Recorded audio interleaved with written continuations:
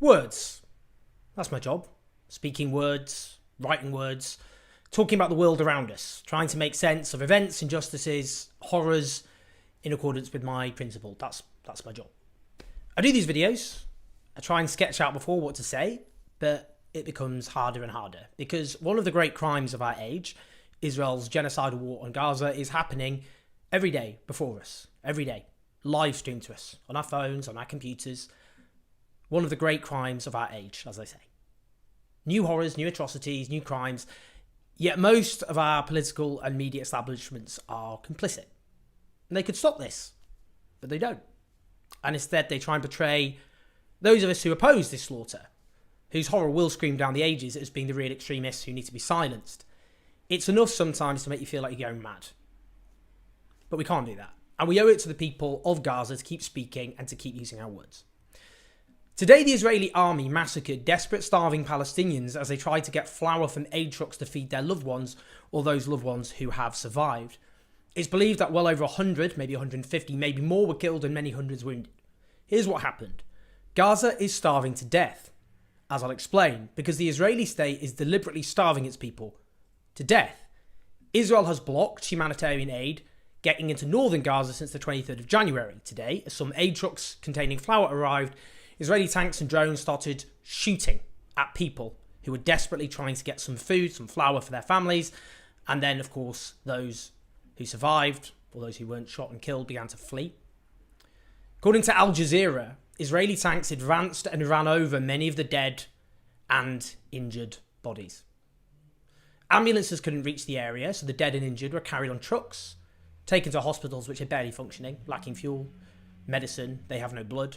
The IDF then thrashed around trying to invent reasons for what had happened. Here's three of them. There's three different explanations we're hearing from the IDF so far. Initially, it was that there was a stampede that caused loads of people to die. Then there was a suggestion that a truck had actually, driven by a civilian driver, had mown down a load of the Palestinians. Then there was a suggestion that this was potentially Hamas stealing the aid. The IDF originally denied shooting at civilians at all, claimed it was a stampede. It was now obviously became impossible to justify, given the wounds of the dead and injured were clearly caused by ammunition. So they then issued a statement claiming that those starving Palestinians constituted a violent gathering, which made soldiers feel unsafe as they indiscriminately opened fire on them. Now, to be clear, their claim that they felt threatened was about being threatened by starving, desperate, emaciated Palestinians. Multiple sources and eyewitness reports said the Israeli troops started the firing, and indeed I watched the videos where you can quite clearly hear Palestinians fleeing, shots ringing through the air. I'd share them, but unfortunately YouTube has a habit of age-restricting videos with that kind of footage and thus collapsing their audiences, and of course I'm trying to reach as many people as I can. As the courageous Israeli human rights organisation B'Tselem report, the residents of Gaza are starving due to the humanitarian crisis Israel has intentionally created in the Gaza Strip. Their attempts to access the scarce aid allowed in led this morning to the deaths of dozens of people after soldiers fired into the crowd. Whether they were shot or trampled to death, intentionally opening fire at civilians is a severe violation of international law and constitutes a war crime. This is especially grave given a crowd of thousands begging for aid. This has become known as the Flour Massacre. Say those two words aloud. Flour Massacre. A massacre of Palestinian civilians trying to get flour for their families. Now, Israel has starved these people. And as those few aid trucks with some flour arrived, they massacred them as they tried to feed themselves and their families. Why is this happening? Because the Israeli state know they can get away with anything. Listen to the Israeli National Security Minister, Itamar Ben-Gvir. Here's how he responded to this mass slaughter of innocent people. I'll quote, "Total support must be given to our heroic fighters operating in Gaza who acted excellently against the Gazan mob that tried to harm them. Today it was proven that the transfer of humanitarian aid to Gaza is not only madness, while our abductees are being held in the strip under substandard conditions, but also endangers the IDF soldiers. This is another clear reason why we must stop transferring this aid, which is in fact aid to harm the IDF soldiers and oxygen to Hamas." That's quite right, what you just listened to there. That's correct in terms of a translation. You're not being deceived. Your ears aren't deceiving you. That's what he said. Israel has prevented food from getting into Gaza, starved its people, and then when it massacres some of those desperate people, Israel's equivalent of their Home Secretary, he didn't just admit it, he celebrated it, he rejoiced, and then he said this shows all aid should be stopped from getting into Gaza altogether. Now in Israel, Telegram groups are ecstatic. Here's one example. First footage of the blessed massacre. You can see clearly they're fighting for their lives, for survival. Cannibalism is on the way. We must starve them until the long-awaited cannibalism. Have you ever wondered what happens when a society is overwhelmed by genocidal mania? Well, now you know. As Belgium's Deputy Prime Minister has tweeted, horrified by the news of today's massacre of over 100 Palestinian citizens, murdering people queuing for essential humanitarian aid. This is a flagrant violation of international humanitarian law and goes fully against the ICJ's provisional measures. Indeed, you can only conclude this is part of Israel's genocidal strategy. Massacre those looking for food and you will deter them from doing so in future. Here's the context. Famine. Famine which is deliberate and calculated. Listen to this from Melanie Ward, the CEO of Medical Aid for Palestine, and I warn you, it's grim. Just explain first to our viewers why aid isn't being allowed in. Where is the aid? It's very simple. It's because the Israeli military won't let it in.